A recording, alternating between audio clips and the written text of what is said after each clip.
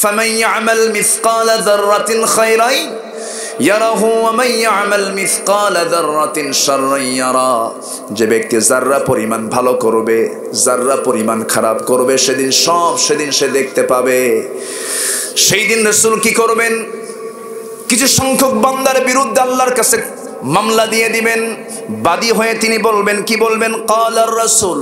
কি বলবেন? কালার রাসূল। রাসূল বলবেন, ইয়া রব, হে আমার রব, ইন্না কওমি, আমার কওমের লোকেরা, ইত্তাখাদু হাদাল কুরআনা মাহজুরা, ইন্না কওমি ইত্তাখাদু হাদাল কুরআনা মাহজুরা। আমার কওমের কিছু লোকেরা কোরআনটাকে পরিত্যক্ত করে রেখেছে, কোরআনটাকে তেলাওয়াত করে নাই। লস নাই কয় কাজে? বলেন কয় কাজে বলেন? চলতেছে কয় নাম্বার কাজ? আমার কথা কি বিরক্ত হচ্ছেন আপনারা? বোঝা যাচ্ছে তো আমার কথাগুলো? আপনাদেরকে বোঝানো একটু কঠিন। কেন বোঝানো কঠিন জানেন? চুয়াডাঙ্গার ভাষা পৃথিবীর সেরা ভাষা। কেউ তো আলহামদুলিল্লাহ কইলেন না। পৃথিবীর কোন বাংলা ভাষার মানুষ এত সহি করে কথা বলতে পারে চুয়াডাঙ্গার উপরে, এমন বাপের বাটা কেউ নাই। নাই তো? কুষ্টিয়া তো প্যাঁচ লাগে, কুষ্টিয়াতে পাবনা ঢুকছে, ঠিক কিনা? ঢুকে নাই? ঢুকেছে। যশোরে ওই দিকের ফরিদপুরে কিছু টান ঢুকছে, সাতক্ষীরাতে ওইদিকে প্যাঁচ লাগছে খুলনার, বরিশালের কিছু টান চলে আসছে। কিন্তু এখানে প্যাঁচ লাগার সুযোগ নেই, ভাষা শুরুই হয়েছে এখান থেকে, নদিয়া। কি থেকে? বাংলা ভাষার উৎপত্তি হয়েছে নদিয়া থেকে। উৎপত্তির জায়গা তো আর ভুল হয় না। এত সুন্দর ভাষা আপনারা কথা বলেন, এলাকার কে প্রফেসর আর কে রিক্সাওয়ালা বোঝা কঠিন। আলহামদুলিল্লাহ বলবেন না? সবার ভাষা সুন্দর। তো এই সুন্দর ভাষার সামনে আমি কি করে কথা বলি? আমার তো ভাষা আপনার মতো সুন্দর হবে না। কষ্ট পাচ্ছেন নাকি আপনারা? বলি আলহামদুলিল্লাহ। রাজশাহীতে যান, স পাবেন না, সালাম দিতে পারেন না। আসসালামু আলাইকুম আগে সালায়ের পরে দুলাভাই। নোয়াখালী তো আরো সুন্দর। নোয়াখালী আরো সুন্দর না? সুন্দর ভাষা, বোঝাই কঠিন। তবে তাদের কাছে তাদের ভাষা সুন্দর। পানিকে পানি বলতে পারেন, পানিকে হানি। আল্লাহ পাক হয় না, আল্লাহ ফাক হয় না, পারে না তারা। চট্টগ্রাম তো কোনো কথাই নাই, ওদের ভাষা এত জটিল। সালাম দিয়ে বলতেছে, হুজুর আই মুখতার খাদ্দে আন্না হড়ে। বুঝতেছেন কিছু? হুজুর আসসালামু আলাইকুম, আমি মুখতার বলছি, আপনি কোথায়? আই মুখতার হাদ্দে আন্না হড়ে। বোঝার কিছু কায়দা আছে? বোঝার কোনো কায়দা নেই। এদিক থেকে চুয়াডাঙ্গা অনেক ভালো। বলি আলহামদুলিল্লাহ, জোরে বলি আলহামদুলিল্লাহ। আপনাদের সাথে রাসূলুল্লাহর মিল আছে। রাসূল বলেছেন, আমি হলাম আরবি সবচেয়ে, নাহনু আফসাহুল আরব, আমি হলাম আরবের সবচেয়ে শুদ্ধ ভাষী মানুষ। আপনারা সবচেয়ে শুদ্ধ ভাষী বাংলা ভাষাভাষী মানুষ। বলি আলহামদুলিল্লাহ। কার থেকে নিয়ে? মার পেট থেকে এসেছেন। কিসের পেট থেকে নিয়ে এসেছেন? মার পেট থেকে। কোথাও গিয়ে ট্রেনিং দেওয়া লাগে নাই। এই কপাল কিন্তু সবার থাকে না। আলহামদুলিল্লাহ। সম্মানিত ভাইয়েরা, তাহলে এক নাম্বার কাজে লস নাই, সেটা হলো কার কালাম তেলাওয়াত করব আমরা? কার কালাম তেলাওয়াত করব? আল্লাহর কালাম। গেল। সামনে আরো দুইটা পড়ে আছে, একটা একটা করে বলছি। মাহফিলে কি মায়ের আসছে? আসছে, মায়েরা আসছে। বলি আলহামদুলিল্লাহ। শুনেছি মারা নাকি কি পুরুষের চাইতে কি ডাবল, 3 ডাবল হবেই তো। তারা কি মার্কেটও কম না বেশি? ভালো, আলহামদুলিল্লাহ। তাহলে মার্কেটও বেশি, মাহফিলও বেশি। এরপর আমরা প্রাইম মিনিস্টারও মহিলা পেয়েছি, বিরোধী দলের নেত্রী মহিলা পেয়েছি, সংসদের স্পিকারও মহিলা পেয়েছি, শিক্ষার দায়িত্ব মহিলা পাইছি, আমার বাড়ির বউ একমাত্র সব। আমি কি ভুল বলতেছি নাকি? আচ্ছা, বইয়ের কথা শোনেন না আপনারা? আস্তে কয়, এই বইয়ের কথা শোনেন নাকি এখানে? দেখি ওই যে একজন শোনেন, এই যে বইয়ের কথা শোনেন। ও যে আরেকজন তুলছে। বইয়ের কথা শোনা না এমন কোন স্বামী পৃথিবীতে আছে? না শুনলে সংসার হবে? রাজা প্রজাদের মাঝে ঘোষণা করছে, যে প্রজা বইয়ের কথা শোনে না তাকে একটা করে ঘোড়া দেওয়া হবে, আর যে প্রজা বইয়ের কথা শোনে একটা করে ডিম দেওয়া হবে। সারাদিন ডিম মানে ঘোড়া পাওয়া লোক নাই, খালি ডিম পাওয়া লোক। বইয়ের কথা শোনে। এক বেচারি যায় বলতেছে, রাজা মশাই জীবনে বইয়ের কথা শুনি নাই। কে যা আস্তা বলে একটা ঘোড়া নিয়ে চলে যা। কালো একখান ঘোড়া নিয়ে চলে গেছে বাড়িতে। বউ কয়, তোমার কি রুচি নাই? কি ঘোড়া আনছো তুমি? একটু কালার হলো নাকি? যাও চেঞ্জ করে লাল ঘোড়া নিয়ে আসো। কাচ্চা নিয়ে আসতেছে। গেছে বাড়িতে, গেছে রাজার কাছে, গিয়ে বলে, রাজা মশাই ঘোড়া তো নিয়ে গেছে কিন্তু কালার তো হয় নাই, কালার তো চেঞ্জ করতে হবে। কে তোরে কইল? বউ আমারে বললো লাল ঘোড়া নিয়ে আসো। রাজা কয়, ঘোড়া থুয়ে ডিম নিয়ে যা।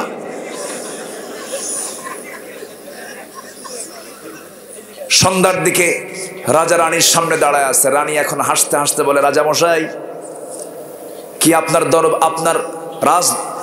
রাজ্যের সমস্ত জনগণ প্রজারা কি বইয়ের কথা শোনে বেশি, না স্বামীর কথা? বইয়ের কথা বেশি শোনে না কম শোনে?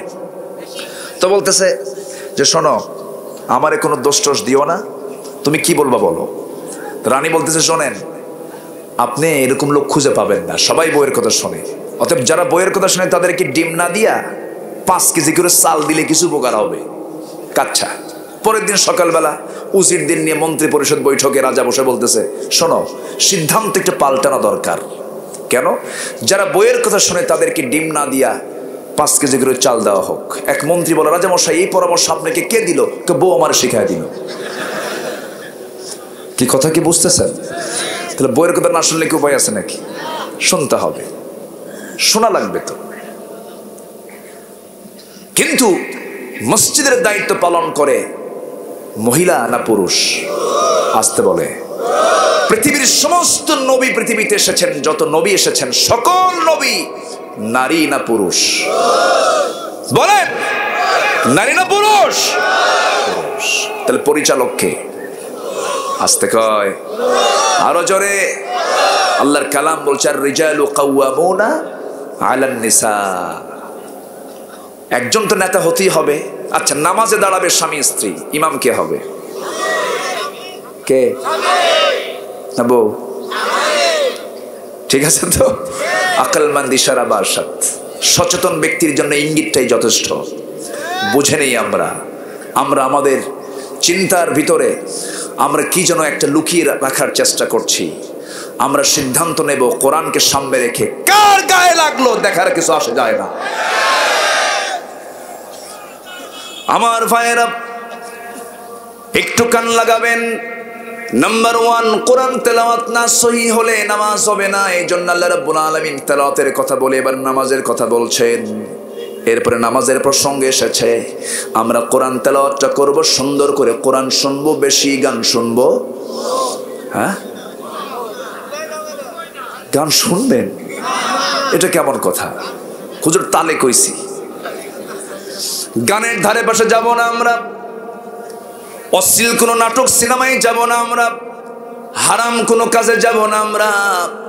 আমার দেশে এমন সভাপতি পাওয়া যায় যে মাহফিল কমিটির সভাপতি, আবার যাত্রা কমিটির সভাপতি। এমন সভাপতিও পাওয়া যায় মসজিদ কমিটির সভাপতি, আবার ওইদিকে নাইট ক্লাবের সভাপতি। সারা রাত নাইট ক্লাবে ঢুকে মদের কারবার নিয়ে ব্যস্ত থাকে।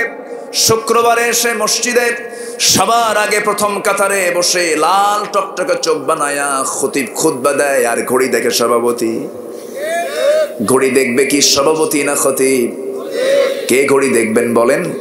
যিনি খুতবা দিবেন তিনি ঘড়ি দেখবেন, সভাপতি তো ঘড়ি দেখতে পারে না। আজকে দখল হতে হতে মসজিদ পর্যন্ত দখল, মসজিদ কমিটির সভাপতি পর্যন্ত মদখোর, সেক্রেটারি হলো জেনাকার, ক্যাশিয়ার হলো সুদখোর। আমি কি ভুল বলছি? এইখানে ওয়াজ করে কি? কি ওটা? মুরগি আসলো কেমন এখানে? দান করতে মাদ্রাসার জন্য। আচ্ছা আচ্ছা, আমি কি আলোচনা চালাবো? কোনো বিরক্তি নাই তো আপনাদের? আলহামদুলিল্লাহ, আলহামদুলিল্লাহ। বসে আমার ভাইয়েরা, একটু কান লাগাবেন। মসজিদ কমিটিতে কারা থাকবে? আর কারা থাকবে না এমন কথা মনে হয় কোরআনের কোন আয়াত মনে হয় নাই। আসতে বলবেন না আছে না নাই? কোরআন খুলে দেখেন, ইন্নামা ইয়ামুরু মাসাজিদাল্লাহি মান আমানা বিল্লাহ। মসজিদের দায়িত্ব পালন করবে তারা যারা নামাজ কায়েম করবে, যারা আল্লাহকে ভয় করবে, যারা নেশা করবে না, সুদের কারবার করবে না, জিনার কারবার করবে না, বেনামাজি থাকবে না। এই সমস্ত লোকগুলো মসজিদের দায়িত্ব পালন করবে। কিন্তু খতিব সাহেব খুতবা দিবেন কেমনে? 3 পদে 3 বদমাইশ বসা। কেমনে খতিব খুতবা দিবেন? হঠাৎ করে একদিন আয়াতের মধ্যে, আলোচনার মধ্যে একটা আয়াত মুখ ফসকে বের হয়ে গেছে, লা তাকুলুর রিবা আদআফাম মুদাআফা। তোমরা চক্রাকারে সুদের কারবার করো না, সুদ খেও না। এই আয়াত বলা মাত্রই হঠাৎ করে সভাপতির চোখের সঙ্গে খতিবের চোখের আই কন্টাক্ট হয়ে গেছে, চোখের সঙ্গে চোখ লেগে গেছে। খুতবা দেওয়া শেষ, নামাজ শেষ, সভাপতি সাহেব এসে বলতেছে, হুজুর আপনি ওয়াজ করছেন সুদের বিরুদ্ধে বলছেন, কিন্তু আপনি তো জানেন আমি সুদ খাই, কিন্তু আপনি আমার দিকে ছায়া থাকলেন কেন? কি কথা কি বুঝতেছে? কি বোঝা যায় কথা? আমার বন্ধুগণ, আমার ভাইয়েরা, এই জন্য আমাকে আপনাকে সচেতন হওয়া দরকার, সজাগ থাকা দরকার। আপনি মুসল্লি, আপনার দায়িত্বশীল যদি সুদখোর হয় তা হবে না। আল্লাহ তাআলা আমাকে দুনিয়াতে পাঠিয়েছেন অন্যায়কে সমর্থন করার জন্য নাকি? অন্যায় সমর্থন করার জন্য নাকি? আমার দায়িত্ব, আল্লাহ তাআলা আমাকে দুনিয়াতে পাঠিয়ে দিয়েছেন তা'মুরুনা বিল মারুফ ওয়া তানহাউনা আনিল মুনকার। সৎ কাজের আদেশ দাও, অসৎ কাজের বাধা দাও। কার কথা? আসতে বলবেন না কার কথা? উচিত ছিল সচেতন মুসল্লি ওই সমস্ত বেয়াদব বেনামাজি সুদখোর মদখোরদেরকে মসজিদের পথ থেকে ঘাড় ধাক্কা দিয়ে বের করে দেওয়া। কষ্ট পাচ্ছেন? কোন দিন আমরা সচেতন হব? কোন দিন আমরা সচেতন হব? মসজিদ পাকা হচ্ছে, ইমান কি হচ্ছে? কাঁচা হচ্ছে। মসজিদ পাকা হয়, অনেক সুদখোর টাকা দেয় মসজিদে, আছে না নাই? আচ্ছা, কিন্তু মসজিদ নাপাক হবে না। তুমি সুদ খাইয়া দিছো, তোর দোষ, তোর তো দান কবুল হবেই না। তুই সুদের টাকা দিলে আরো গুনাহ হবে, ঠিক কিনা? আমার ভাইয়েরা, আমার বন্ধুগণ, সেই জন্য বলছি, আমরা আল্লাহর গোলাম যদি হতে চাই, গোলাম হওয়ার ভান ধরা যাবে না, প্রকৃত গোলাম হব আমরা।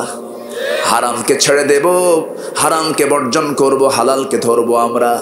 একজন মানুষ জান্নাত পাওয়ার জন্য সোজা কথা, আল হালালু বাইয়িন ওয়াল হারামু বাইয়িন। হালালটা স্পষ্ট আছে, হারামটা স্পষ্ট আছে।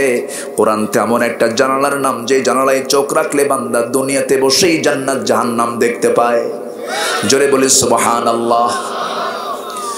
এই জন্য আমরা জান্নাতের কাজগুলো শিখে নেব, জাহান্নামের কাজগুলো জেনে নিয়ে এটাকে বর্জন করে ফেলবো। এই জন্য কোরআন তেলাওয়াত করার দরকার আছে না নাই? আসতে বলবেন না আছে না নাই? কোরআন তেলাওয়াতটা আমরা সুন্দর করে করব। আমার বন্ধুগণ, নাম্বার 2 হলো ওয়াকামুস সালাহ। যারা নামাজ কায়েম করবে, যারা নামাজ আদায় করবে, কায়েম করবে। নামাজের এখানে হুকুম হলো 2টা, এখানে একটা হুকুম। নামাজ যারা কায়েম করবে, নামাজ আদায়ের ব্যাপারে গোটা কোরআন খুলে দেখবেন, গোটা কোরআনে মাত্র নামাজ পড়ার কথা, নামাজ আদায়ের কথা আসছে মাত্র একবার। আল্লাহ রাব্বুল আলামিন সূরা কাউসারে বলে দিয়েছেন, যারা পারেন ঠোঁট মিলিয়ে বলুন, ইন্না আ'তাইনাকাল কাউসার ফাসাল্লি লিরাব্বিকা ওয়ানহার ইন্না শানিআকা হুয়াল আবতার। নবী হে, আমি আপনাকে হাউজে কাউসার দান করেছি, অতএব আপনার দায়িত্ব হলো আপনি নামাজ পড়ুন, আপনি কোরবানি করুন, আপনি নামাজ পড়ুন, আপনি কোরবানি করুন। আর যারা বলে আপনি লেস কাটা, তারাই হলো প্রকৃত লেস কাটা। রাসূলকে একবার শুধু বলা হয়েছে নামাজ পড়ার কথা, আর নামাজ কায়েমের কথা আল্লাহ রাব্বুল আলামিন ৮০ বারেরও বেশি বার বলেছেন। এর মানে যে নামাজ পড়বো না তা নয়, নামাজ তো পড়তেই হবে, এটা আমার আপনার ডিউটি। কিন্তু যে নামাজি, সেই নামাজের দায়িত্ব হলো নামাজ কায়েমের সংগ্রাম করা না না করা, করা না না করা। মুনাফিকরা নামাজ পড়তে পারে, মুনাফিকরা নামাজ কায়েমের সংগ্রাম করতে পারে না। নবীর পিছনে নামাজ পড়েছে মুনাফিকেরা, চেহারাও সুন্দর, মাথায় টুপিও ছিল, মুখে দাড়িও ছিল, সুন্দর চেহারার অধিকারী। নবীর পিছনে নামাজ পড়তে পড়তে চোখের পানিও ফেলে ফেলে কাঁদতো। নামাজও পড়তো, কিন্তু তার নামাজ কায়েমের সংগ্রামে ছিল না। আমার নবী যেদিন উহুদের ময়দানে গেছেন, ওই মুনাফিকদেরকে চেনা গেছে। আমার নবী যখন বদরের প্রান্তরে গেছেন, সেই সময় মুনাফিকদেরকে চেনা গেছে। আমার নবীকে সবচেয়ে বেশি কষ্ট দিয়েছে কাফের মুশরিক না মুনাফিক? কাফের মুশরিকরা মুনাফিক। আমার দেশে মনে হয় মুনাফিক নাই, চুয়াডাঙ্গা জেলাতে নাই। আসতে বলবেন না, আছে না নাই? এখন মুনাফিক কারা? ধোঁয়া দেখলে পরে বুঝবো ধোঁয়ার নিচে কি থাকে। কি থাকে বলেন? আগুন থাকে। যেখানে ধোঁয়া উঠবে বুঝবো ধোঁয়া থাকা মানে সেখানে আগুন আছে, নিচে আগুনের অস্তিত্ব পাওয়া যায়। তেমনি মুনাফিকের কিছু লক্ষণ আছে, আল্লাহ নিজে সে লক্ষণগুলো বলেছেন। এক নম্বর লক্ষণ হলো আল্লাহু ইয়াশহাদু ইন্নাল মুনাফিকিনা লাকাযিবুন। মুনাফিকদের এক নম্বর লক্ষণ হলো তারা শুধু মিথ্যা কথা বলে। তাহলে বলেন মুনাফিক কে আছে? মুনাফিক যে নিজেও হই নাই বলবো কেমনে? কতটা বুঝেন? নিজেকে দিয়ে একটু আমরা প্রশ্ন করি। ও আব্দুল্লাহ, ও আল্লাহর গোলাম, সকালে ঘুম থেকে উঠে রাত পর্যন্ত কয়টা মিথ্যা কথা বলো? গীবত কয়টা করো? মিথ্যা সাক্ষী কয়টা দাও? যদি নিজেকে নিজে প্রশ্ন করি, তখন কি আমি জামিন পাই না আসামি হই? আসামি হয়ে যাই। নিজেকে চেঞ্জ করব আমরা, নিজেকে পরিবর্তন করব আমরা। আমার নবীর জীবনের সবচেয়ে বড় ক্ষতির কারণ ছিল হলো মুনাফিকেরা। নবীজিকে সবচেয়ে বেশি ডিস্টার্ব দিয়েছে মুনাফিকেরা। সেই মুনাফিক চক্র এখনো আছে না নাই? নামাজও পড়ে, রোজাও রাখে, কিন্তু হকপন্থীদের বিরুদ্ধে আবার তারা ষড়যন্ত্র করে। আছে না নাই?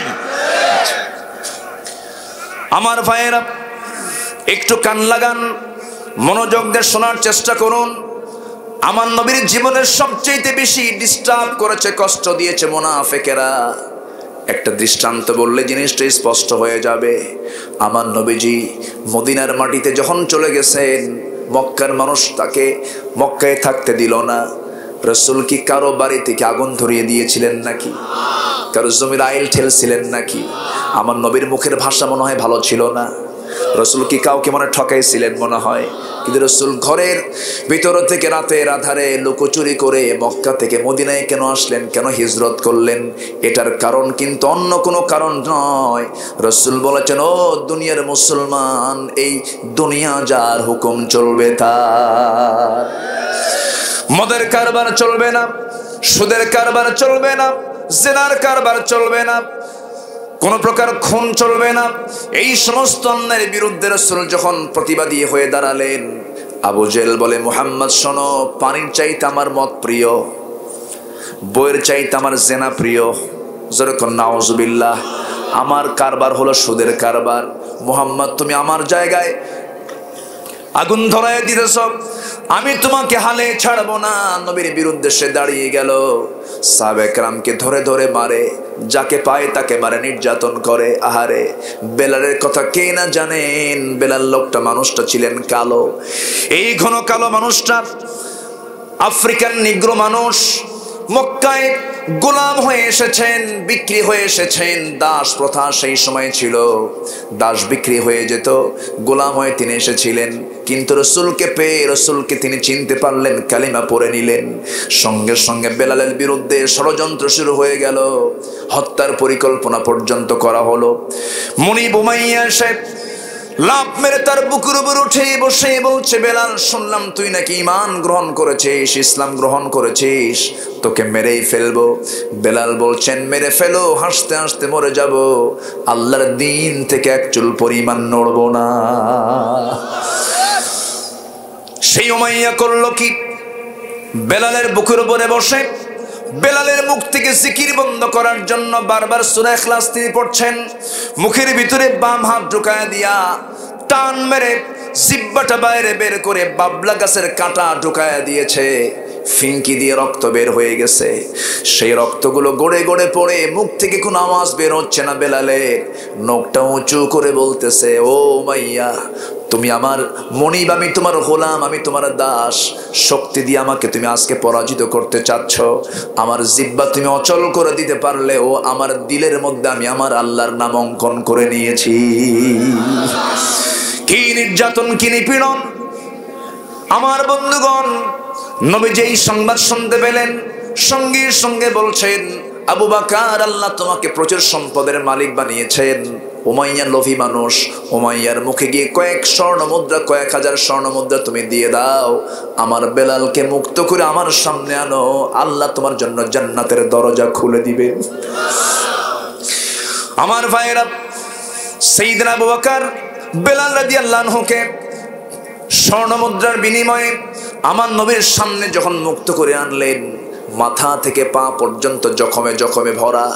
নবীজি বেলালকে দেখে বলছেন, বেলাল রে, চিন্তা করো না, তোমার এই যে দেহ থেকে রক্ত ঝরেছে, চিন্তা করো না, এই জমিনেই আল্লাহর দ্বীন কায়েম হয়ে যাবে রে। আমার নবীর মতো মানুষ, যিনি আরশ আজিমের মেহমান হন, আল্লাহর পরেই যার স্থান, সেই মহামানব মক্কার মাটিতে দাওয়াতি কাজ করতে গিয়ে মায়ের খান।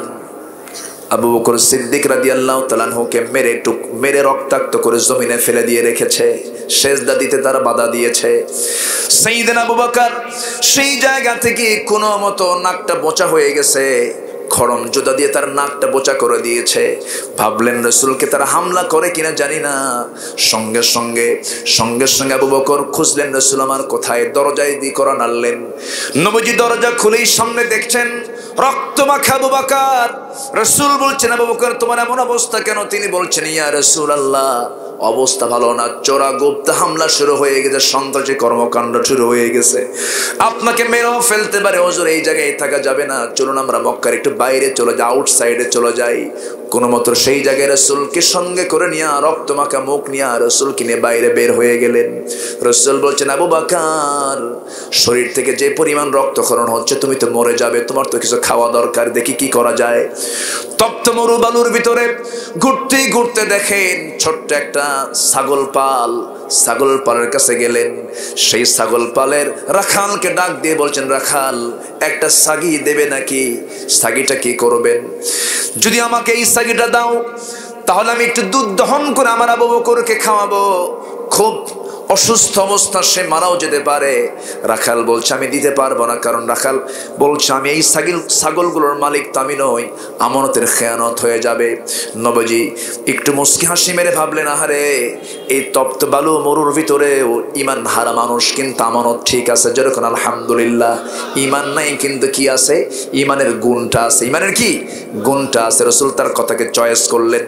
একটা মানুষ যদি আমানত ঠিক রাখতে পারে, তার জন্য জান্নাতও আছে। সুবহানাল্লাহ বলেন। ওয়াদা যদি ঠিক থাকে, তার জন্য জান্নাত আছে। এটা ইমানদারের গুণ। কিসের গুণ বলেন? ইমানদারের গুণ। আমার নবীজি দারুণ খুশি হলেন, ওই রাখালকে টার্গেট করলেন, এত সুন্দর গুণ। এবার বলছেন, রাখাল, আমি তোমার কাছে এমন একটা ছাগি চাবো, যে ছাগিটার ওলানে দুধ নাই, যে ছাগিটা ছোট্ট ছাগি, একটা আমার দিলেই হবে। তখন রাখাল মুস্কি হাসি মেরে মনে মনে ভাবতেছে, এ পাগল ছাগল নাকি, পাগল মানুষ নাকি, ছোট্ট ছাগি দিয়ে সে কি করবে? আমার নবীজির হাতে যখন ছোট্ট ছাগি দেওয়া হলো, আমার রাসূল ছোট্ট ছাগিটা তার কাছাকাছি নিয়ে, দুই পায়ের মাঝখানে নিয়ে ছাগিটার পিছন দিকের দুই পায়ের ঠিক মাঝখান বরাবর, ওলান বরাবর হাতের ছোঁয়া লাগায় দিলেন। প্রত্যেক নবীকে মুজিজা কে দিয়েছেন? আসতে বলবেন না, কে দিয়েছেন? এই যে আকাশের চাঁদটা দেখে এই চাঁদটা দ্বিখণ্ডন করেছেন মুহাম্মদ সাল্লাল্লাহু আলাইহি ওয়াসাল্লাম। সহিহ বুখারীর বর্ণনা, অবিশ্বাস করলে তার ঈমান থাকবে না। ইনশাক্কাল কামার, আল্লাহু আকবার। আমার নবীজি দুইটা হাত ওলানের কাছে রাখলেন, ওলানটা দুধে ভরপুর হয়ে গেছে। এবার রাখালকে বলছেন, রাখাল, তুমি আমার জন্য একটা সুন্দর একটা পেয়ালা নিয়ে আসো, কাদাহ নিয়ে আসো, পেয়ালা নিয়ে আসো। পেয়ালা নিয়ে আসা হলো, বাটি নিয়ে আসা হলো। সেই বাটিতে দুধ দহন করে করে বাটি দুধ পূর্ণ করলেন। এবার বলছেন, আবু বকর, রক্ত দিয়ে তোমার শরীরটা সয়লাভ হয়ে গেছে, সকালবেলা রক্তাক্ত হয়েছ, এখন বরকতের দুধটা পান করে এটার শূন্যতা পূরণ করে নাও। বিসমিল্লাহ বলে পান করলেন, এত পান করলেন, শেষ হয় না, ফুরায় না দুধ। রাসূল বলছেন, আবু বকর তুমি দুধ ফুরাতে পারবে না, এবার তুমি রাখাল তুমি নাও। রাখাল যখন হাতের ভিতরে বাটিটা নিয়েছে, নবীজি বিসমিল্লাহ বলে দিলেন, সেও দুধ খেয়ে খেয়ে ফুরাতে পারে না। রাসূল বলছেন, তোমরা শুধু দুইজন নয়, আরো আল্লাহর গোলাম যদি এখানে থেকে যেত, কেউ ফুরাতে পারতো না, যতক্ষণ না ঠোঁট আমি আমার ঠোঁটটাই বাটিতে না লাগাবো। সুবহানাল্লাহ বলেন। আমার নবীজি সারা জীবন আগে খেয়েছেন না খাওয়াইছেন? বলেন, খেয়েছেন না খাওয়াইছেন? খাওয়াইছেন। নবীজির সারা জীবনের সিস্টেম হলো আগে খাওয়ানো, এরপরে খাওয়া। রাসূল পরে খেয়েছেন। আদর্শ নেতার বৈশিষ্ট্য হলো আগে খাওয়া না আগে খাওয়ানো। আজকের অধিকাংশ নেতাগুলো যারা আছে আগে খায় না খাওয়ায়। হ্যাঁ, দেশেও রাখে না। জাতীয় পত্রিকায় দেখেছি আমি, জাতীয় পত্রিকায় রিপোর্ট দিচ্ছি, বিগত কয়েক বছরে 14 থেকে 16 লক্ষ কোটি টাকা দেশ থেকে পাচার করছে কোন ফেরেশতারা? কি কথা কি বুঝতেছেন? জাতির শ্রেষ্ঠ সন্তান বীর মুক্তিযোদ্ধারা, যাদের রক্তের বিনিময়ে দেশ স্বাধীন হয়েছে, তাদের নামে 2000 মুক্তিযোদ্ধা যাদের বয়স হলো 52 বছর, মুক্তিযোদ্ধার ভাতা নিয়েছে। যুদ্ধ হয়েছে 52 বছর আগে, এদের বয়স 52 বছর। যুদ্ধ করলো কোন দিন, ভাতা নিল কোন দিন? ঠিক কিনা? এদেশের স্বাধীনতার স্থপতি বঙ্গবন্ধু শেখ মুজিবুর রহমান দেশ স্বাধীনের পরে আফসোস করে কিছু কথা বলেছিলেন। মানুষ দেশ স্বাধীন করে পায় তেলের খনি, গ্যাসের খনি, স্বর্ণের খনি, আমি পাইছি জোরের খনি। আমরা ভালো হব কোন দিন? এটা আমার দোষ না, তো নেতাই বলে গেছে। ভালো হব কোন দিন আমরা? একটা প্রশ্ন করি, আমার দেশে মানুষ বেশি না চোর বেশি? বলে, মানুষ বেশি না চোর বেশি? মসজিদে যাবেন আপনি, হ্যাঁ আমার দিকে থাকেন, মসজিদে যাবেন আপনি, টাউনের মসজিদগুলো যদি হয়, সিটির মসজিদগুলো যদি হয়, আমি আগে যাওয়া দরকার না জুতা আগে যাওয়া দরকার? জুতা যদি পিছনে রাখেন, হয়তো পিছনের কোনো তাকে রাখছেন, নামাজ হয় কঠিন, সেজদায় যে ভাববেন জুতা আছে তো। বাস্তব কথা বলছি আমি। মালদ্বীপে আজ থেকে 11 বছর আগে একটা মাহফিল ছিল। মালদ্বীপ সার্কের একটা ছোট্ট দেশ। এক মন্ত্রী মহোদয়ের সঙ্গে আমি সেন্ট্রাল মসজিদে ঢুকতেছি, সেখানকার সেন্ট্রাল মালেতে একটা মসজিদে ঢুকতেছি আমি। তো আমার দেশের সিস্টেম তো মানে মসজিদে ঢুকলে জুতা হাতে নিতে হয়। আমি জুতা হাতে নিচ্ছি, আমার দিকে এভাবে চায় আস দেখে আস, কি ব্যাপার আপনি জুতা হাতে নেন কেন? জুতাও কি নামাজ পড়বে নাকি? কি কথা কি বুঝতেছেন? বিষয়টা এমন। তায়েফে মাহফিল আমার, মাগরিব থেকে এশা পর্যন্ত বয়ান, এশা শেষ হলো, মসজিদ থেকে বের হচ্ছি, একজনের জুতা নাই। তো ভাবলাম এই দেশেও জুতা চোর আছে। পরে চোর ধরা পড়ছে, মেড ইন বাংলাদেশ। কি কথা কি বুঝতেছেন? আমরা কই মানুষ হলাম? চট্টগ্রামে মাহফিল গত বছর, পতেঙ্গায় মাহফিল, মাহফিল শেষ করলাম, মোনাজাত করে সবাইকে নিয়ে নামবো। আমি নামার সময় দিকে আমার জুতা নাই। আমরা ভালো হতে পারিনি তো। আমার ডান হাত আমার বাম হাতকে বিশ্বাস করে না। আমরা এত নিচে নামিয়েছি। আমরা ভালো হব কোন দিন? ভালো হওয়ার দরকার আছে না নাই? আসতে বলবেন না, আছে না নাই? আছে। বোনের সম্পত্তি ভাই বুঝে দেয় না, গোড়ায় হাত দিচ্ছি আস্তে আস্তে। যাবেন না, জিনিস যাবেন ভাববো যে ওটাই ঠকায়, বসে থাকে। বোনের সম্পত্তি ভাই বুঝে দেয় না, আছে না নাই? বুঝে দেয় না। আপনি কি যে মার পেট থেকে বের হয়েছেন, সেই মার পেট থেকে কি আপনার বোন বের হয় নাই, আসে নাই? বোনকে আপনি ঠকান কেন? বোন আসে লজ্জায় বলতে পারে না। এক যুগ আগে বাপ মারা গেছে, যেদিন মারা গেছে, লিযযাকারি মিসলু হাযযিল উনসাইন, যারা আইন পড়েন তারা বুঝতে পারতেছেন সূরা নিসার সেই আয়াতটা, লম্বা আয়াত।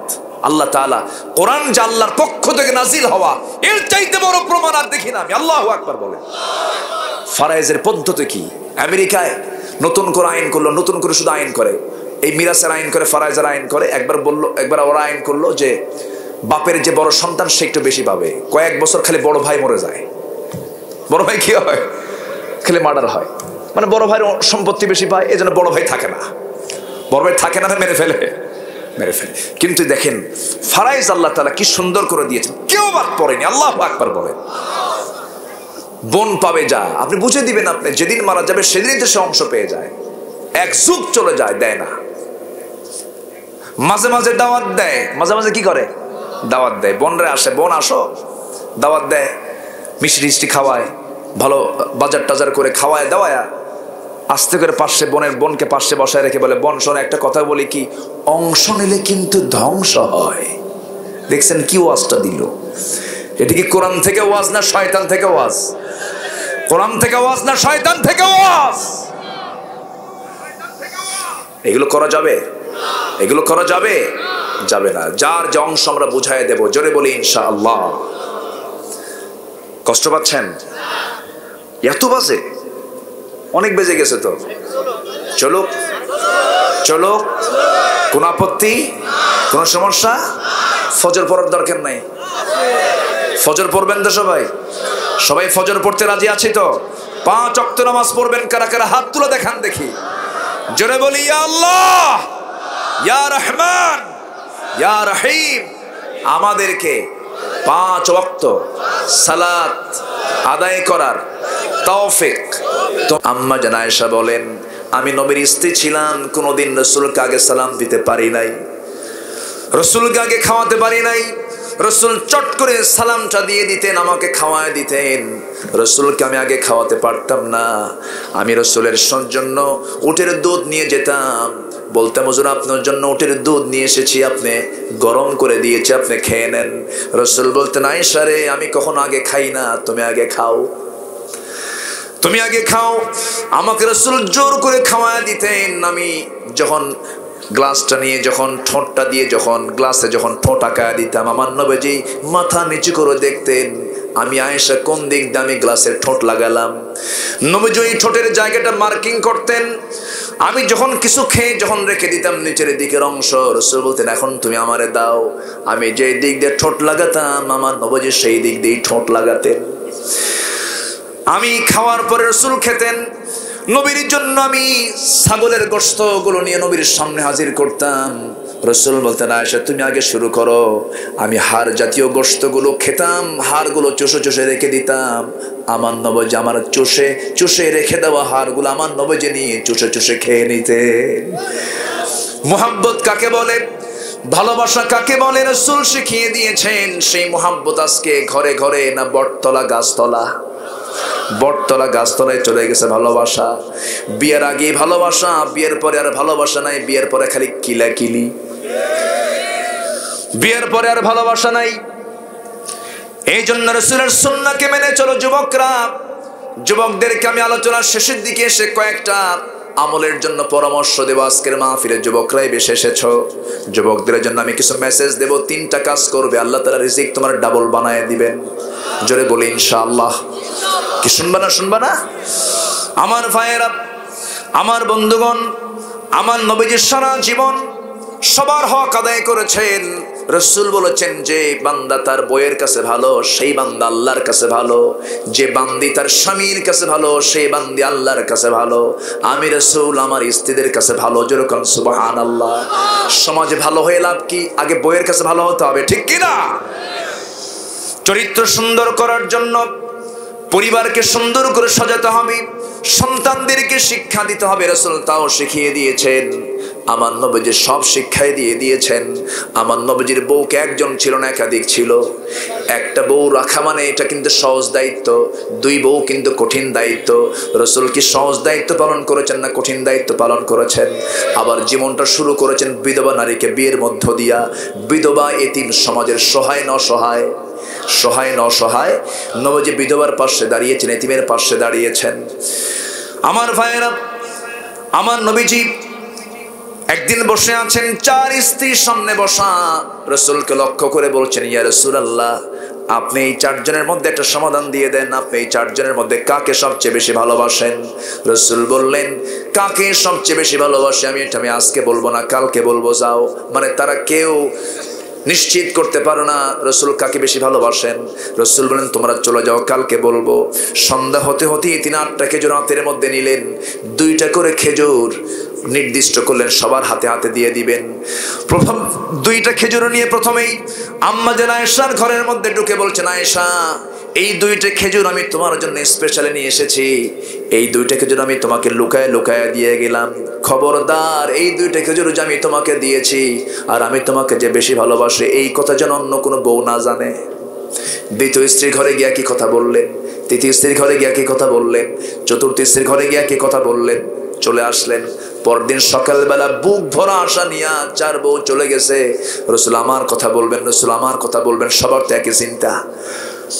নবীজির সামনে যখন প্রশ্ন করা হলো, হুজুর এই যে আমরা 4 জন চলে আসছে, আপনি বলতে চেয়েছেন আপনি কাকে সবচেয়ে বেশি ভালোবাসেন। রাসূল সঙ্গে সঙ্গে মুস্কি হাসি মেরে বললেন, শোনো আমি তাকেই সবচেয়ে বেশি ভালোবাসি যাকে আমি গত রাত্রে লুকায়ে 2টা খেজুর দিয়ে আসছি। যা যেরকম সুবহানাল্লাহ। আদালত কাকে বলে, ইনসাফ কাকে বলে? ঘরে বাইরে সব সময় কি অসমান না সমান? সমান ছিলেন। নবীজি বাচ্চাদের সঙ্গে কথা বলেছেন, স্ট্যান্ডার্ড তিনি কথা বলেছেন। শিশু বাচ্চারা খেলাধুলা ছেড়ে দিয়ে নবীর সামনে বসে থাকতো। রাসূল এত মিশুক ছিলেন, মসজিদে গেলে পরে কিছু বুড়া মানুষ নামাজে বাধা দেয়, আছে না? শিশু যাওয়া মানে রহমত চলে যাওয়া। মুরব্বী বাবাজিদেরকে বলবো কখনো বাচ্চাদেরকে আটকাবেন না। বাচ্চারা ঘাড়ে চড়ুক, পিঠে চড়ুক, যেখানেই চড়ুক না কেন, সামনে দিয়ে হাঁটুক না কেন, কোনোদিন বাধা দিবেন না। কারণ ইসলাম দিন শিখবে বাচ্চারা মসজিদে গিয়ে। মসজিদ হচ্ছে মুসলমানদের সবচেয়ে বড় সংস্কৃতির জায়গা, বলেন আলহামদুলিল্লাহ। বাচ্চারা মসজিদে যাবে, নামাজ পড়বে, কোনো বাধা দিবেন না। আমার নবীজি একদিন সেজদায় পড়েছেন, সেজদায় তিনি আছেন, হোসেন রাদিয়াল্লাহু তাআলা আনহু নবীর ঘাড়ের উপরে গিয়ে বসে আছেন। রাসূল বিরক্ত হলেন না, চুপ মেরে তিনি সেজদা দিয়ে তাসবিহ জপতেছেন। যতক্ষণ না হোসেন না উঠেছেন, রাসূল ওঠেন নাই। সালাম ফেরার পর মুস্কি হাসি মেরে বলছেন, না না হোসাইন, আমার ঘাড়ে চড়েছে বলেই তো আজকে আমার তাসবিহটা বেশি হয়ে গেছে। যেরকম সুবহানাল্লাহ। নবীজি বাচ্চাদেরকে পজিটিভ দেখেছেন সব সময়ের জন্য। আমার নবীজি একদিন জুমার খুতবা দিচ্ছেন, হোসাইন রাদিয়াল্লাহু তাআলা আনহু 4 ফিট মানুষ, 5 ফিট জুব্বা পড়ছে, বারবার জুব্বার কাপড়ের সঙ্গে প্যাঁচ লেগে পড়ে যায়। আমার নবীজি জুমার খুতবা ছেড়ে দিয়া আমার নবীজি দূরে গিয়ে হোসাইনকে নিয়ে প্রথম কাতারে বসায় দিয়ে আবার খুতবা শুরু করলেন।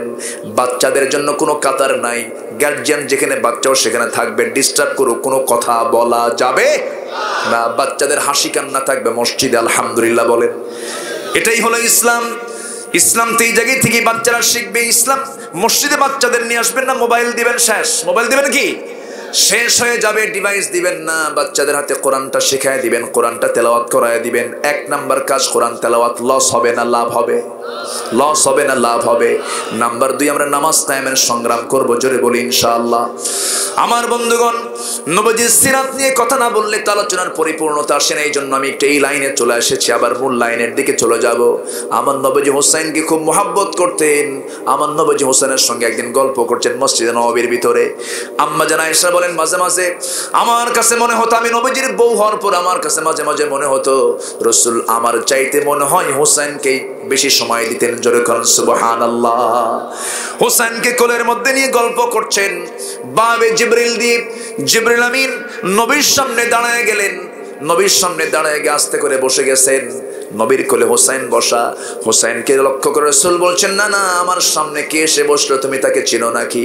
না না, মাঝে মাঝে এই লোকটা আপনার কাছে আসে, আপনার কাছে কি যেন কথা বলে যায়, কিন্তু অন্য কোনো সাহাবীর সঙ্গে এই সাহাবীর কোনো মিল নাই। কেন? সুন্দর চেহারা, চুলগুলো কত সুন্দর গাঁথানো গাঁথানো, সাজানো গোছানো চুল, সুন্দর চেহারা। কিন্তু আমার কাছে মনে হয় সব সাহাবীর কত সুন্দর অভ্যাস, তারা কেউ খালি হাতে আসে না, আঙ্গুর, বেদানা, খেজুর, উটের দুধ, উটের গোশত নিয়ে আসে। না খাওয়া সাহাবীদের উপকার হয়, কিন্তু এই লোকটা মাঝে মাঝে আপনার কাছে আসে, খালি হাতে আসে, কৃপণ মার্কা। কি কথা কি বুঝতেছেন? আমার নবীজি মুস্কি মুস্কি হাসি মেরে জিবরাইলের চোখের দিকে তাকায় চোখের ভাষায় বলছেন, জিবরাইল, আমার আচ্ছা নাতির কবলে পড়ে গেছো, আমার নাতি আমারই ছাড়ে না। আল্লাহ তাআলা বলছেন, জিবরাইল রে, পকেটের ভিতরে হাত দিয়ে দেখো, দেখো সেখানে আঙ্গুরের ছড়া আছে। পকেটের মধ্যে হাত দিয়ে আঙ্গুরের ছড়া বের করে নবীর সামনে ঝোলায় রেখেছেন। আমার নবীজি বলছেন, হুসাইন রে কে বলেছে কৃপণ সাহাবী দেখো তোমার জন্য টস্ট আঙ্গুর নিয়ে এসেছে। এবার হুসাইন বলছে, না না, এতক্ষণ ভাবছিলাম সাধারণ কৃপণ, এখন দেখে মারাত্মক কৃপণ। কেন? পকেট আঙ্গুর থুই আঙ্গুর বের করে না। সুবহানাল্লাহ। আমার নবীজি বাচ্চাদের কি সময় দিয়েছেন। কিছু কিছু নানা আছে নাতিদের শুধু দেখলেই ধমকায়, আছে না? শিশুদের কি ধমকানো জায়েজ না? না জায়েজ, ধমকানো যাবে না, ধমকাবেন না কখনো। বাচ্চাদের প্রশ্ন কম না বেশি? বেশি। কখনো প্রশ্ন উত্তর দিতে নিয়ে বিরক্ত হবেন না। এমন ধমক মারে কিছু নানা দাদা আছে, নাতিরা মনে মনে কে বুড়া মর কুলখানি খাবো। আমার নবীজি মসজিদে নববীর ভিতরে বসে আছেন, এমন সময় ওই হুসাইন একদিন নবীর মসজিদের দরজার সামনে দাঁড়ানো একজন সাহাবী দরজায় দারোয়ানের দায়িত্ব পালন করছেন, গেটে দায়িত্ব পালন করছেন। বলছেন, হুসাইন তুমি এখানে কি করতে এসেছো? নানার সঙ্গে দেখা করতে যাব। যাওয়া যাবে না। কেন যাওয়া যাবে না? রাসূল গুরুত্বপূর্ণ বয়ান নিয়ে ব্যস্ত আছেন, তুমি গেলেই বয়ান বন্ধ হয়ে যাবে। হুসাইনের চোখ বড় হয়ে গেছে, বলতেছে, ও চাচা, তোমরা যে নবীর কথা বসে বসে শোনো, আমি কি হুসাইন তার চাইতে কোনো অংশে কম নাকি? আমার দাম কি কিছুই নাই নাকি? তোমাদের নবীর চাইতে আমার দাম কি কোনো অংশে কম নাকি? আমি তার চাইতে বড়। বাচ্চাদের কথাগুলো কিন্তু বড় বড়ই হয়। এই কথা বলা মাত্র সাহাবী মনে মনে চিন্তা করতেছে, যেমন বাপ তেমন ছেলে, আলীও তো এরকম মার্কাই কথা কয়। আল্লাহু আকবার বলেন। বিচক্ষণের কথা, ভয়ে দরজা খুলে দিয়েছে, চলে গেছেন আলী, চলে গেছেন হোসেন রাদিয়াল্লাহু তাআলা আনহু, নবীর সামনে আস্তে করে বসে গেছেন। আমার নবীজি হোসেনকে দেখেই বলছেন, না না রে, মনটা তোমার খারাপ, কোনো কথা নাই কেন, কি হয়েছে তোমার? এবার বলছেন, না না, আমার কি কোনো দাম নাই, মান সম্মান না, আমি কি আসতে পারি না? আমাকে আসতে দেওয়া হয় না কেন? আমার কি কোনো ইজ্জত নাই নাকি? না না, আমায় আজকে তোমার সঙ্গে বেশি সময় দেব না, তবে আমি তোমাকে আজকে কিছু কোশ্চেন করবো। না না, তুমি বলো তো, আমি বড় না তুমি বড়? রাসূল বলছেন, আমি তো বড় হবে, আমি তোমার নানা হই, তুমি আমার নাতি হও। না না, তুমি আমাকে বলতেছো ঠিক কথা, কিন্তু আমি তোমাকে বুঝাই দেব, আমি তোমার চাইতে বড়, আমি তোমার চাইতে বড়। রাসূল বলছেন, না না, কেমন করে বুঝাবা? না না, বুঝাবো, তবে শর্ত হলো 3টা প্রশ্ন করবো, শুধু উত্তরটা তুমি দিবা। ঠিক আছে না না, কি প্রশ্ন বলো? এবার বলছে, না না, প্রশ্ন করবো, শর্ত হলো তুমি বলো, না না, আমার সবচেয়ে প্রিয় বসার জায়গা কোথায়? রাসূল বললেন, নাতিরে, আমার বুকটা তোর বসার প্রিয় জায়গা। নানা শুয়ে পড়ো। রাসূল শুয়ে পড়লেন, লাফ মেরে গিয়ে নবীর বুকের উপরে বসে বলছেন, না না, প্রশ্ন করব, শর্ত হলো সব সাহাবীকে ডেকে আনো আমার সামনে। সব সাহাবীকে ডেকে মসজিদে নববী ভরপুর করে দেওয়া হলো। এবার বলছে, না না, 3টা প্রশ্ন করব, বলো তো না না, তোমার বাবার নামটা কি? আমার নবীজি মুস্কি হাসি মেরে বলছেন, না না রে, আমার বাবার নাম হলো আব্দুল্লাহ। কোন বংশ? কুরাইশ বংশ। এতটুকুই তোমার বাবার পরিচয়টা শেষ। কিন্তু ও না না, আমার বাবার পরিচয়টা হলো মক্কায় বাড়ি, কুরাইশ বংশ, তার সঙ্গে আরেকটা যোগ হলো, যাকে আল্লাহ তাআলা আসাদুল্লাহিল গালিব করে দুনিয়ার সমস্ত কাফের বেঈমানদের জন্য যাকে সিংহ করে পাঠানো হয়েছে। আমার গর্বিত পিতা আমার আলী, আমার বাবা আলী, আর তোমার বাবা আব্দুল্লাহ, 2 জনকে 2 পাল্লায় দাও, আল্লাহর কসম আমার আব্বার ওজনটাই ভারী হয়ে যাবে। আমার নবীজি মুস্কি মুস্কি হাসি দেন, কিন্তু চোখে তার পানি টলমল করছে। বিজ্ঞচিত কথাগুলো শুনে এবার বলছে, না না, আর কি প্রশ্ন করবি কর রে না না। এবার বলছে, না না, বলো তো তোমার মার নামটা কি? আমেনা। বাড়ি তার কোথায়? মদিনায়। তার বাবার নাম কি? ওহাব জুহরি। ও না না, তোমার মার নাম আমেনা, বাড়ি তার মদিনায়, এতটুকুই তার পরিচয় শেষ। না না, তুমি কি জানো আমার মার পরিচয়টা কি? আমার মা হলেন দুনিয়ার সমস্ত মুমিনা নারী যারা জান্নাত পাবে, খাতুনে জান্নাত, সেই সমস্ত মুমিনা নারীদের সর্দারিনী খাতুনে জান্নাত মা ফাতিমা, তোমার কলিজার টুকরা ফাতিমা। আমার মা ফাতিমাকে 1 পাল্লায় দাও, তোমার মা আমেনাকে 1 পাল্লায় দিয়ে দাও। না না, আল্লাহর কসম করে বলি, আমার মার ওজনটাই বেশি ভারী হয়ে যাবে। তোমার আমিনার চাইতে আমার ফাতিমার দামটাই বেশি। ও নানা, নাম্বার 3 প্রশ্ন হলো, বলো তো নানা তোমার নানার নামটা কি? এবার রাসূল বলছেন, আমার নানার নাম হলো ওহাব জুহরি, বাড়ি তার কোথায়? মদিনায়। কি করতেন? ব্যবসা করতেন। নানা, তোমার নানার নাম ওহাব জুহরি, বাড়ি তার মদিনা, একজন ব্যবসায়ী মানুষ। কিন্তু নানা, তুমি তো অবশ্যই জানো আমার নানার পরিচয়টা কি? আমার নানাটা কি? আমার নানার পরিচয় দেওয়া শুরু হলে শেষ হবে না।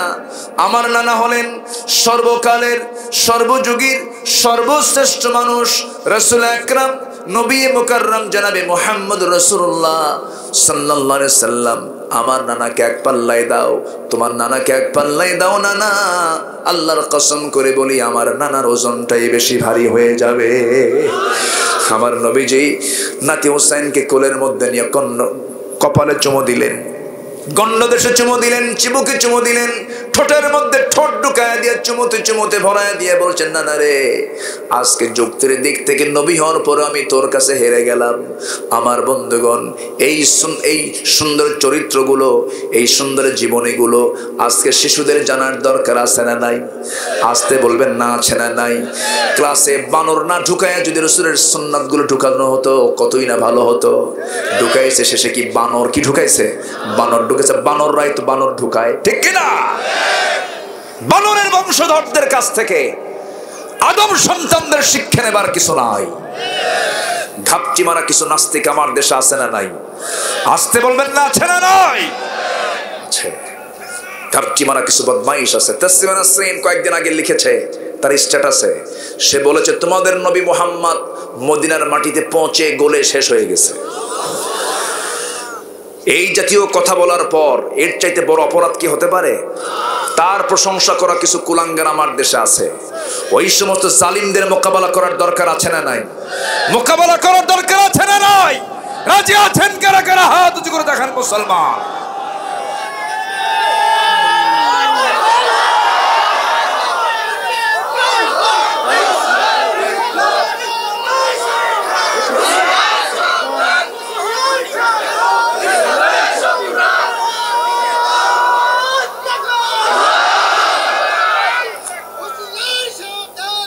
আল্লাহ যে হাত নামান, আল্লাহ কবুল করুন। জোরে বলি আমিন, আরো জোরে আমিন।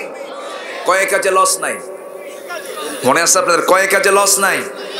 নাম্বার 1, কালাম তেলাওয়াত করব। কার কালাম?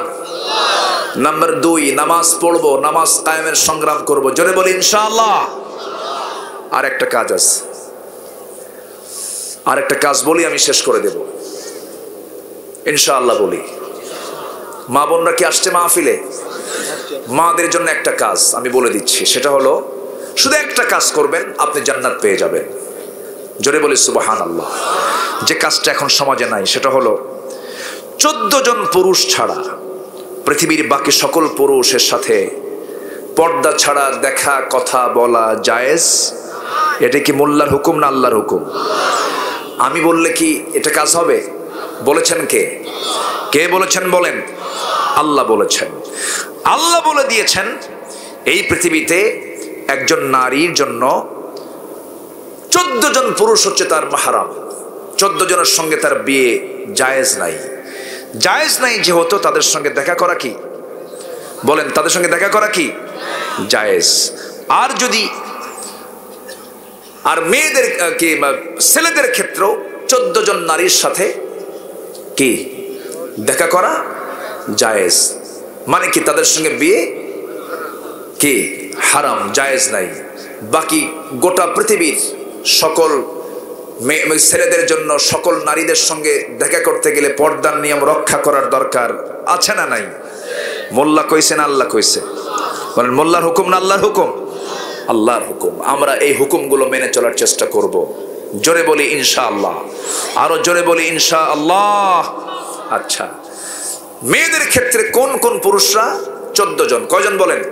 একটু মুখস্থ করে নেন। নাম্বার 1 বাবা, নাম্বার 2 ছেলে, ভাই, নানা, দুধ ভাই, মামা, ভাতিজা, ভাগিনা, 9 হচ্ছে চাচা, 10 দাদা, 11 হলো শ্বশুর, সৎ ছেলে, দুধ ছেলে, মেয়ের জামাই।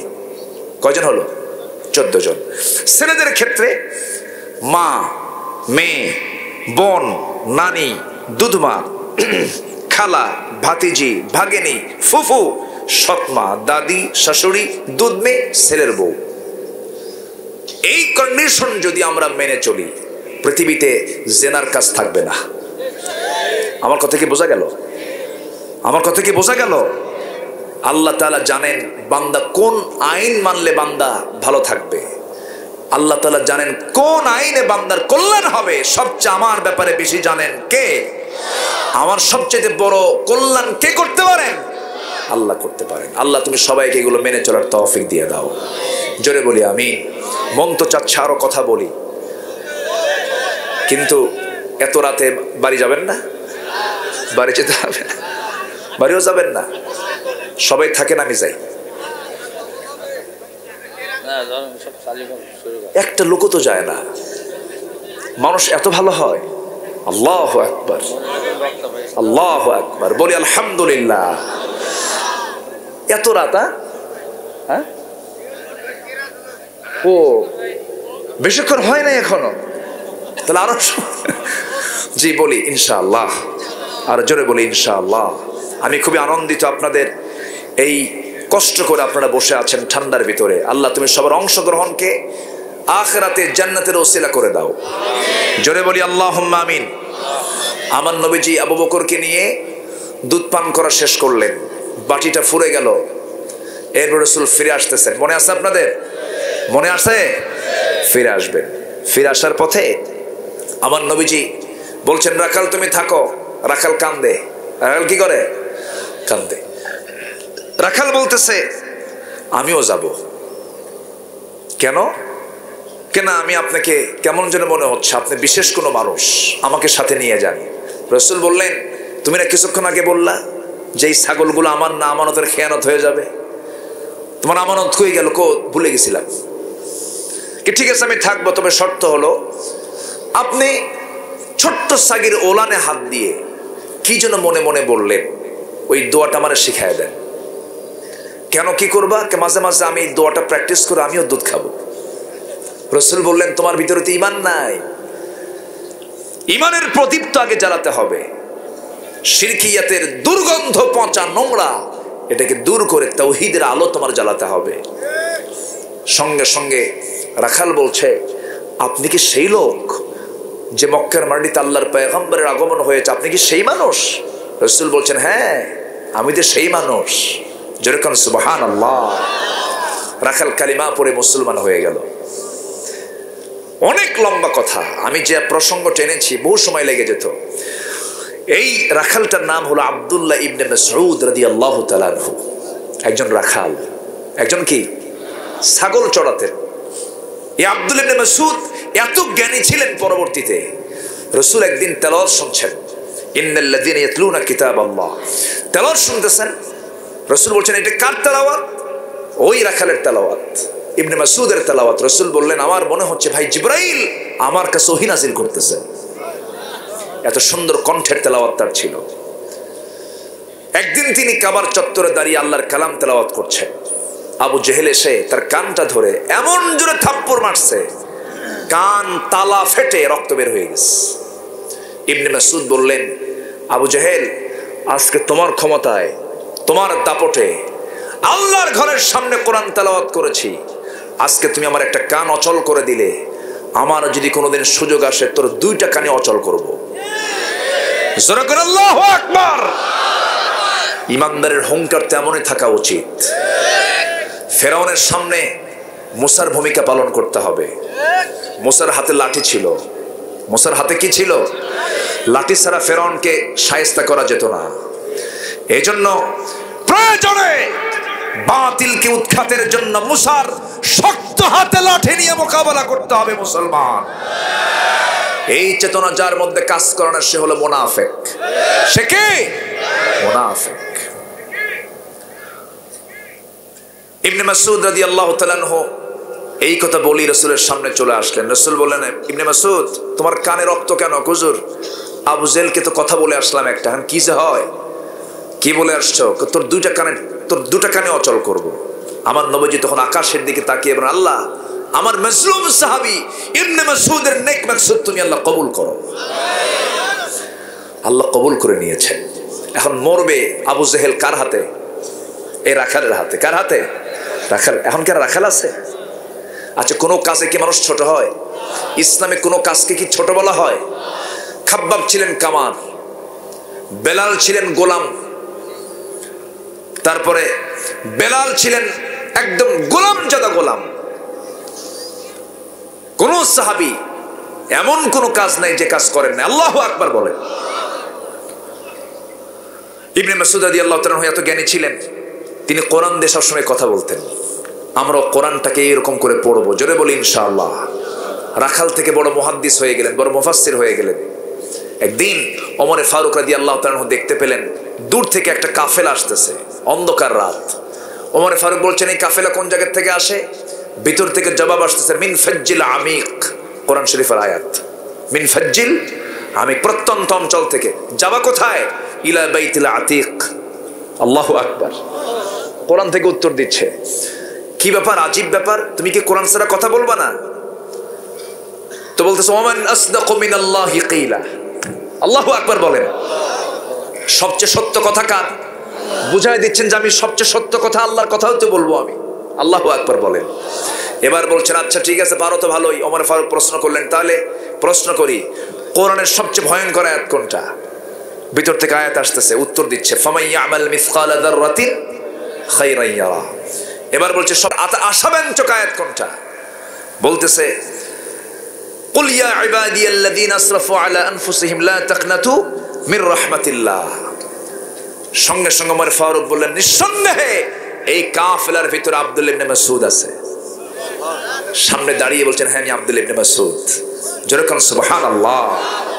ইন্নাল্লাযীনা ইয়াতলুনা কিতাবাল্লাহ। আমরা আল্লাহর কালামকে সুন্দর করে পড়বো, বুঝবো, জানবো, জোরে বলি ইনশাআল্লাহ।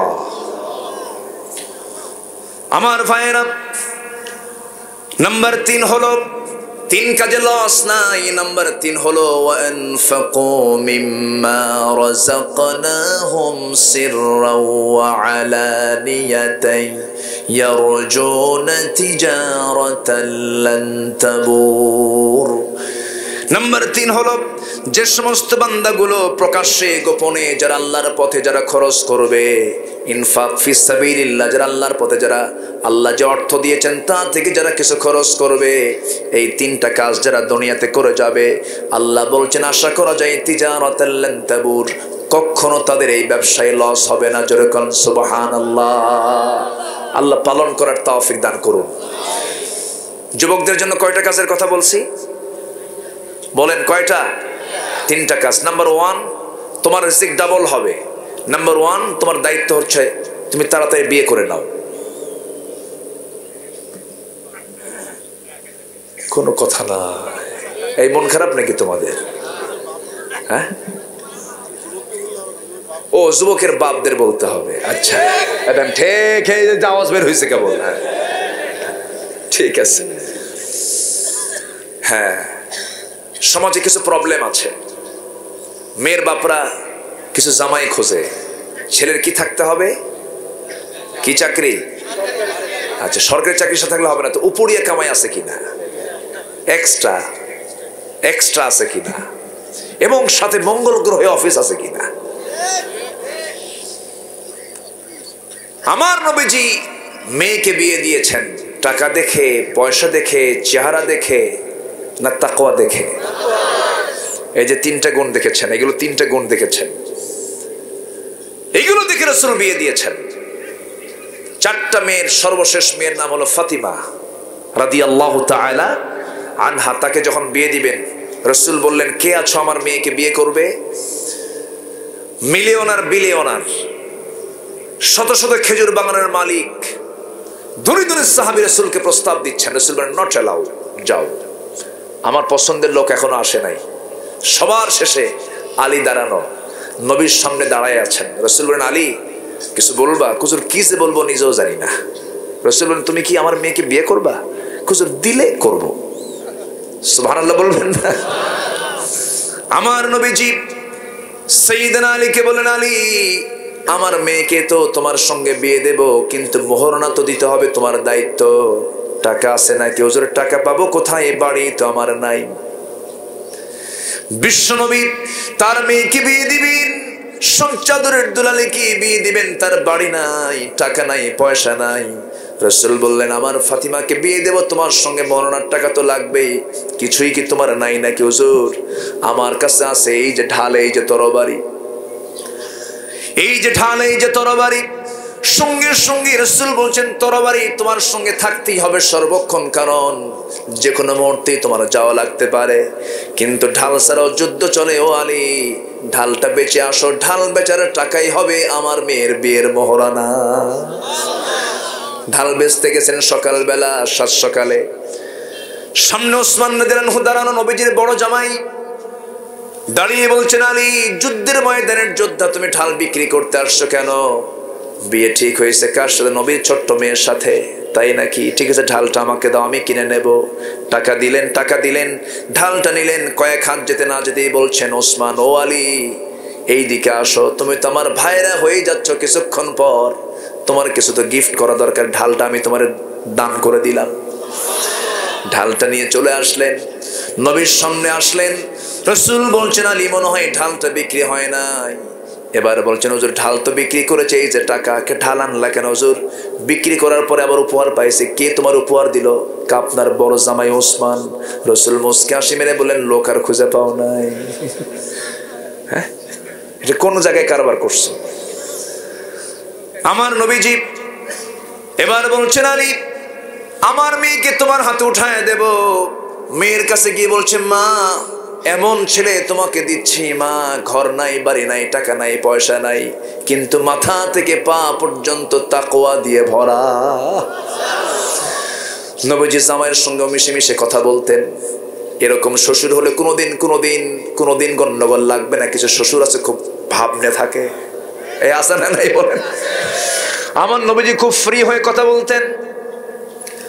জামাইয়ের সঙ্গে কি সুন্দর করে মিশে একদিন খেজুর খাচ্ছেন। খেজুর খেতে খেজুরগুলো খান রাসূল, আর বিচিগুলো রেখে দেন আলীর সামনে। খেজুর রাসূল খান, গোশতগুলো খান, আর আটিগুলো রেখে দেন কোথায়? আলীর সামনে। বিচিগুলো আলীর সামনে রেখে দেন। খেজুর খাওয়া শেষে রাসূল মজা করে বলছেন, সাহাবীরা, আমরা সবাই খেজুর খেলাম, আলীও খেজুর খেলো, দেখো তার সামনে কতগুলো বিচি, দেখো। এবার আলী বলছেন, শোনেন আমার ভাইয়েরা, রাসূল যে বলেছেন আমি বেশি খাই, আমার বেশি খাওয়াটা বানায়, আমি যোদ্ধা, আমার হাতে শক্তির দরকার। কিন্তু আমরা সবাই খেজুর খেয়েছি, সবাই বিচি ছাড়া খেজুর খেয়েছি, কিন্তু রাসূল যতক্ষণ ধরে খেজুরগুলো খাইছেন সব বিচি সহ, কারণ তার সামনে একটা বিচিও নাই। সুবহানাল্লাহ বলবেন না? রাসূল খুব মজা করে কথা বলতেন সবার সাথে। নবীজি মেয়েকে বিয়ে দিলেন। বিয়ে দিয়ে বলছেন, মা, স্বামীর ঘরে চলে যাও, আমি তোমাকে আজকে চূড়ান্ত একটা কথা বলবো, আজকের থেকে তোমার শ্রেষ্ঠ ঘর হবে স্বামীর ঘর। বাবার ঘর এতদিন ছিলে বাবার দায়িত্বে, এখন তোমার স্বামীর দায়িত্বে। মৃত্যুর দিন পর্যন্ত যেন স্বামীর বিরুদ্ধে যেন একটা নালিশ আমার কানে না আসে, একটা অভিযোগ যেন আমার কানে না আসে। চলে যাও, স্বামীর সংসার করে খাও, সন্তানের মা হয়ে যাবে, প্রজন্ম চলে আসবে, স্বামীকে সম্মান করবে, রেসপেক্ট করে চলবে, সবাই উভয়কে দাম দিয়ে চলবে। আমি এমন জামাই তোমাকে দিয়েছি যে আসাদুল্লাহিল গালিবের মতো একজন বড়, একজন খেতাবপ্রাপ্ত একজন যোদ্ধা। চলে যাও। আমার নবীজি যাওয়ার সময় একটা পানির পাত্র দিলেন, গ্লাস দিলেন, চামড়ার তোশক দিলেন, পানির মশক দিলেন, আর পিসদানি দিলেন, আটা পেশার জন্য একটা যন্ত্র দিলেন, পিসদানি দিলেন।